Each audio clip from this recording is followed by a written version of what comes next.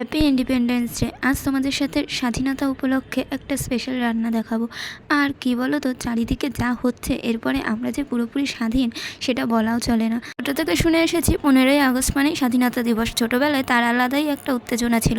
আমি আর আমার বোন সকাল সকাল উঠে পতাকা বানিয়ে পতাকা তুলতাম, সবাইকে লজেন্স বিস্কুট দিতাম নিজেদের জমানো টাকায়। সেসব দিন তো আর ফিরে পাবো না, কি আর করা যাবে। তো যাই হোক, আজ তোমাদের সাথে যে রেসিপিটা শেয়ার করছি এমন কোনো কঠিন বা স্পেশাল রেসিপি নয়। এবছর আমার মাথার ঠিক নেই, আর তার জন্য আমি কি বানাবো নিজেই বুঝে পাচ্ছিলাম না। তো তাই সিম্পলের মধ্যে কিছু একটা করলাম।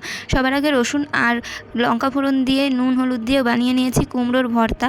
আর বানিয়ে নিয়েছিলাম ওপাশে বরবটি ভাজা, যেটা হালকা একটু সবুজ সবুজ ভাব আছে তাই। আর মাঝখানে দিয়ে দিয়েছিলাম সাদা ভাত। আর এভাবেই আমি পতাকা কালারটা তৈরি করছিলাম, যেহেতু গেরুয়া সাদা সবুজ সব কালার তো হলো, ব্লু কালারটা কী দিয়ে করবো বুঝেই পাচ্ছিলাম না। তারপর ওষুধের প্যাকেট থেকে কেটে এনে বসিয়ে দিয়ে তৈরি করে নিলাম পতাকা। আবারও জানাই স্বাধীনতা দিবসের শুভেচ্ছা। সবাই সুস্থ থেকো, ভালো থেকো। আজকের মতো টাটা।